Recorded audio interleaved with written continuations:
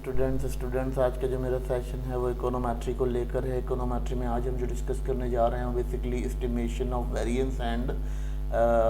Error terms को निकालने का आपको बता रहा हूँ कि किस तरह से निकलेगा या इसको हम किस तरह से निकालेंगे। इस बारे में हम आज डिबेट करेंगे, डिस्कस करेंगे। अब ये दोनों कंसेप्ट जो है कहाँ इस्तेमाल होते हैं ये बताता हूँ आपको। ये basically ordinary least square method के लिए बहुत इंपॉर्टेंट होते हैं और स्पेशली उसी के लिए इसकी बहुत ज़्यादा डिमांड होती है, तो ये वहाँ पर यूज़ किए जाते हैं। और बेसिकली इकोनोमेट्री का बहुत इंपॉर्टेंट फंडामेंटल कंसेप्ट होता है। ये क्यों होता है? क्योंकि इसके बगैर आप किसी मॉडल को परफॉर्म नहीं कर सकते, इसके बगैर आपकी कोई मॉडल की परफॉर्मेंस गुड नहीं हो सकती। अगर हम एस्टिमेशन वेरिएंस की बात करते हैं तो एस्टिमेशन वेरिएंस कहाँ है, बेसिकली इस्तेमाल कैसे होता है, ये किस तरह पैदा होता है। जब हम रिग्रेशन लाइन मेथड को बात करते हैं, रिग्रेशन लाइन मेथड के अंदर क्या होता है कि हमारे पास ये कंडीशन देखी जाती है कि वहाँ पर हमारे पास उसको हम बेसिकली रेजिजुअल कहते हैं और ये एक एरर टर्म होती है। अच्छा, एरर टर्म उस सूरत में होती है जब हम देखते हैं कि हमारे पास रिग्रेशन मॉडल के साथ साथ, बिल्कुल रिग्रेशन मॉडल के साथ साथ एक और टर्म जनरेट हो रही होती है जो उसको कोरिलेट कर रही होती है सेम लाइन के ऊपर,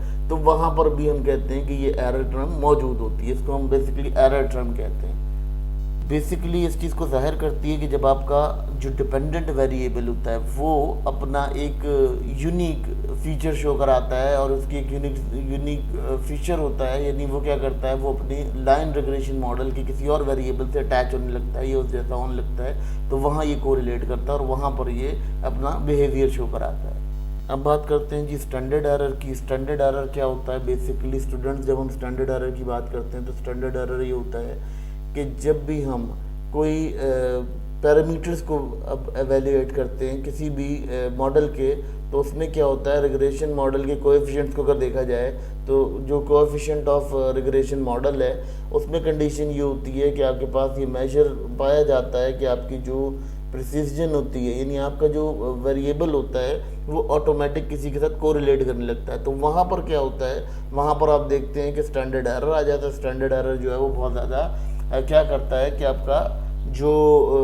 आपका कॉन्फिडेंस इंटरवल होता है उसको फाउंड करने में मदद करता है और फिर उसके बाद ये पैरामीटर्स में जितनी फ़र्क आ रहा होता है वो पैरामीटर्स को भी बैलेंस करने में मदद करता है। इनकी वजाहत करता चलूँ कि ये दोनों जो टर्म्स हमने आपको डिस्कस की इसकी वजाहत क्या होगी।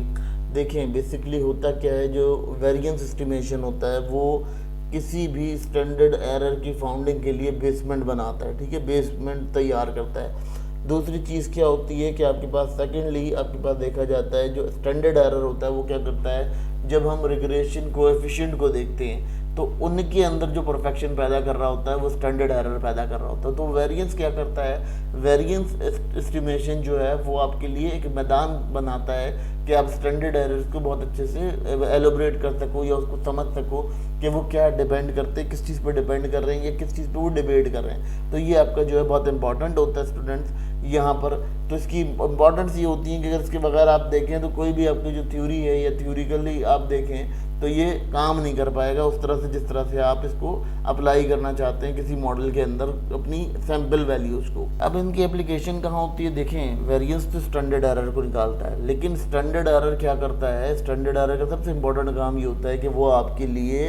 कंडीशन क्लियर करता है, इस चीज़ की कंसेप्ट क्लियर करता है कि जो आपका हाइपोथेसिस है वो परफेक्ट हो, यानी आपका जो टी और एफ हाइपोथेसिस है वो बहुत परफेक्ट फॉर्म में आए। देखें, बेसिकली होता क्या है कि यहाँ पर आपके पास क्या होता है कि आपका जो स्टैटिस्टिक डाटा होता है उसमें बहुत ज़्यादा फ्लॉज मौजूद होते हैं। तो ये क्या करता है, ये जब अप्लाई करते हैं, ये दो टर्म्स अप्लाई करते हैं तो ये आपके मॉडल को बिल्कुल एक्यूरेट कर देती है और उसके अंदर कोई डिफरेंस या कोई डिपेंडेंसी शो नहीं कराती। इसके अलावा वो क्या करती है, वो वहाँ पर आपको एलिब्रेट करके दिखाती है कि जी सिस्टम किस तरह से गवर्न कर रहा है या इसकी गवर्निंग किस तरह से डील की जा रही है। फिर एक और चीज़ यहाँ आती है, यहाँ देखने को मिलता है, यहाँ हमें ये भी देखने को मिलता है कि हमारा जो स्टैंडर्ड एरर्स होते हैं, ठीक है, एरर्स क्या करते हैं, आपके डेटा को मज़ीद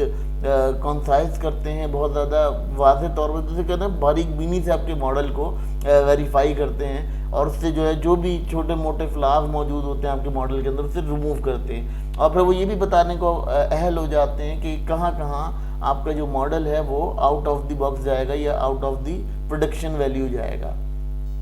देखिए स्टूडेंट, जब हम इसकी बात करते हैं स्टैंडर्ड एरर की और वेरिएंस की, तो स्टैंडर्ड एरर और वेरिएंस क्या करता है, ये आपको बेसिकली एक्यूरेसी प्रोवाइड करता है। आपका कोई भी न्यूमेरिकल है या कोई भी न्यूमेरिकल वैल्यू है, उसके अंदर कुछ ना कुछ एरर्स मौजूद होते हैं, या तो इंस्ट्रूमेंटल एरर्स होते हैं या वो सिस्टमिक एरर्स होते हैं, या आपका डाटा जो है कभी कभार ग्लिच हो जाता है, आपको एक्यूरेट डाटा नहीं मिल पाता, तो उसमें कुछ ना कुछ एरर्स मौजूद होते हैं। तो ये दोनों क्या करते हैं, ये एरर टर्म्स को आपके एलोबरेट करते हैं और शो कराते हैं, दिखाते हैं। ठीक है, अगर हम यहाँ बात कर लेते हैं एरर टर्म्स की, तो एरर टर्म्स जो है यहाँ बहुत ज़्यादा वाज़ेह तौर पर देखे जा सकते हैं, इनकी बहुत ज़्यादा